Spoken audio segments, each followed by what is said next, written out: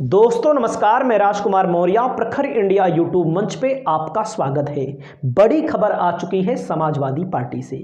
Samajwadi party के राष्ट्रीय अध्यक्ष अखिलेश यादव और महान दल के राष्ट्रीय अध्यक्ष केशव देव मौर्य की मुलाकात हुई है। मुलाकात होने के बाद केशव देव मौर्य ने बता दिया है कि 2 लोकसभा सीटें अखिलेश यादव हमको दे रहे हैं और जो दोनों लोकसभा सीटें होंगी सिंबल साइकिल का होगा, जिसको लेकर के आपने देखा पल्लवी पटेल से तकरार हुई। सिंबल साइकिल होगा और प्रत्याशी केशव देव मौर्य के हो सकते हैं। केशव देव मौर्य पूर्णतः समाजवादी पार्टी को समर्थन करने जा रहे हैं। पहले खबर देख लीजिए। फोटो तो आप देख ही रहे हैं। बहुत सारे लोग कहते हैं कि खबर आपकी ये झूठी है। खबर मैं झूठी नहीं बताता हूं, खबर के पीछे आधार है, बहुत सारी जानकारी मैं देता हूं। अखिलेश के साथ केशव देव मौर्य की डील फाइनल, जल्द होगा गठबंधन का ऐलान। 2 सीटें इन्होंने मांगा है और इन्होंने अपने जुबान से कहा है कि हमारे सिंबल, इनका कोई सिंबल नहीं रहेगा, सिंबल रहेगा समाजवादी पार्टी का। इन्होंने बोला है कि उत्तर प्रदेश में समाजवादी पार्टी और महान दल लोकसभा चुनाव में एक साथ नजर आएंगे। केशव देव मौर्य ने मीडिया से बात करते हुए कहा है अखिलेश यादव से उनकी मुलाकात हुई है। उन्होंने 80 लोकसभा सीटों में से 2 की मांग रखी है। हो सकता है 1 ही मिले, हो सकता है 1 भी ना मिले, ये भी बात मैं बता दूं। स्वामी प्रसाद मौर्य से नाराज थे। स्वामी प्रसाद मौर्य का मामला हो, पल्लवी पटेल का मामला हो, आप देख रहे होंगे पल्लवी पटेल ने साथ छोड़ा। पहले तो स्वामी प्रसाद मौर्य ने साथ छोड़ा। स्वामी प्रसाद मौर्य ने आरोप लगाया कि हमारे बयान को पार्टी का बयान नहीं माना जाता। लेकिन कहीं ना कहीं आज एक वीडियो वायरल हुआ स्वामी प्रसाद मौर्य की बेटी का, जिसमें रोती हुई नजर आई। और हमको तो इस बात का दुख हुआ कि जो स्वामी प्रसाद मौर्य रामचरितमानस को लेकर के क्या क्या बोलते हैं। ठीक है, उनकी बात अपने स्थान पे सही होगी, क्योंकि हम भी मौर्य हैं। तो हमारे समाज में भले लोग सोचते हों स्वामी प्रसाद मौर्य की बात सब मौर्य मानते हैं, लेकिन ऐसा नहीं है। रामचरितमानस वगैरह, पूजा पाठ वगैरह सभी चीज़ें हम लोगों के यहाँ भी होती हैं। एकदम साफ साफ मैं बता दूं, उनकी बात से बहुत सारे लोग नाराज़ भी रहते। और जब से स्वामी प्रसाद मौर्य सपा छोड़े हैं तब से कोई ज्ञान नहीं दिए हैं समाज को भी।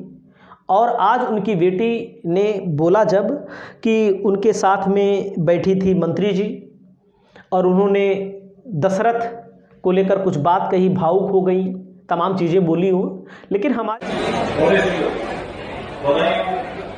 लोकसभा का भविष्य में प्रतिनिधित्व करने वाले बड़े भाई श्रीमान दुर्गेश साके जी, सम्मानित मंच और यहाँ उपस्थित हमारी समझ में ये नहीं आया।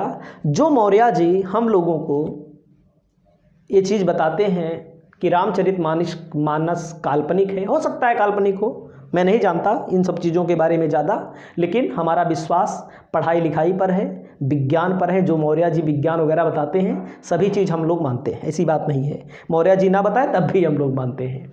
लेकिन आज हमें इस बात का शक हुआ कि यार भाई, जो लोग दुनिया में डंका पीट रहे हैं, मंच पे ऐलान कर रहे हैं, टीवी में 24 घंटा उनका चल रहा है कि आप पाखंड के खिलाफ रहिए, आडंबर के खिलाफ रहिए, ये सारी चीज़ें हम लोगों को भटकाने के लिए हैं, उनकी बेटी आज कैसे भावुक हो जाती है। मंच पर हमारे बगल में प्रदेश की मंत्री आदरणीय गुलाब देवी जी बैठी हुई थी और उस वक्त कार्यक्रम नहीं चल रहा था, तो आदरणीय मंत्री जी एक राजा दशरथ की कहानी सुना रही थी और वो कहानी भावुक था, मार्मिक था। तो निश्चित तौर पर महिला होने के नाते भावुक होना एक स्वाभाविक विषय है और सिर्फ उस कहानी की वजह से आंखें नम हुई थी।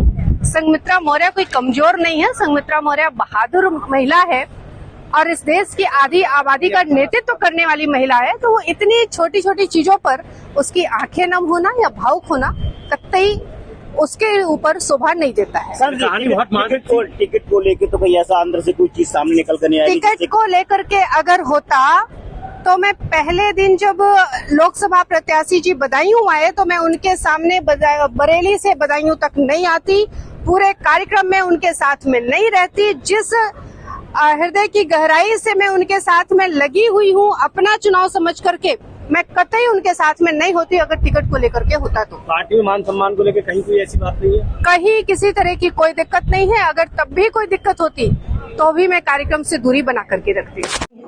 राजा दशरथ के मामले को लेकर के जो उन्होंने बात बोला है आपने सुना होगा,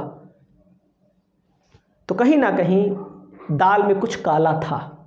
जब से स्वामी प्रसाद मौर्य समाजवादी पार्टी छोड़े हैं, अखिलेश यादव ने भाव नहीं दिया। एक बार तो उन्होंने कहा कब हमारी पार्टी छोड़े, लेकिन स्वामी प्रसाद मौर्य हों, संजय सिंह चौहान हों और वहीं पर पल्लवी पटेल हों, इन तीनों नेताओं की कहीं ना कहीं राजनीतिक कैरियर संकट में पड़ गया है।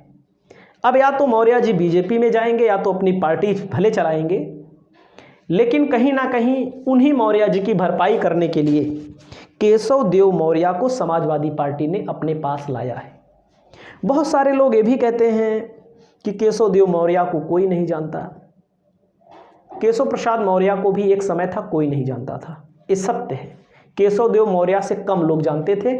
हम लोग जब पढ़ा करते थे 6, 7, 8 में, 12 में, तो हम लोग निमंत्रण वगैरह जाते थे मौर्याओं के यहाँ, तो लिखा रहता था महान दल जिंदाबाद, केशव देव मौर्य जिंदाबाद। कहीं कहीं पर, कुल नहीं, कहीं कहीं पर जहाँ मौर्याओं की आबादी है। तो अब अखिलेश यादव ने इनको अपने साथ लिया है।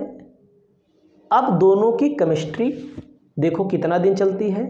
हालांकि 2022 के चुनाव में भी साथ थे, लेकिन जब स्वामी प्रसाद मौर्य आ गए तो आरोप केशव देव मौर्य ने लगाया कि हमारी बात तो अखिलेश यादव ने पूछा नहीं, हमारा इस्तेमाल तो उन्होंने किया नहीं। इस बात को लेकर अखिलेश नाराज भी हुए। शायद फॉर्च्यूनर कार वगैरह दी गई थी लोकसभा चुनाव में, उसको भी वापस ले लिया गया। फिलहाल सपा बसपा के गठबंधन की बात हमेशा करते रहे हैं केशव देव मौर्य।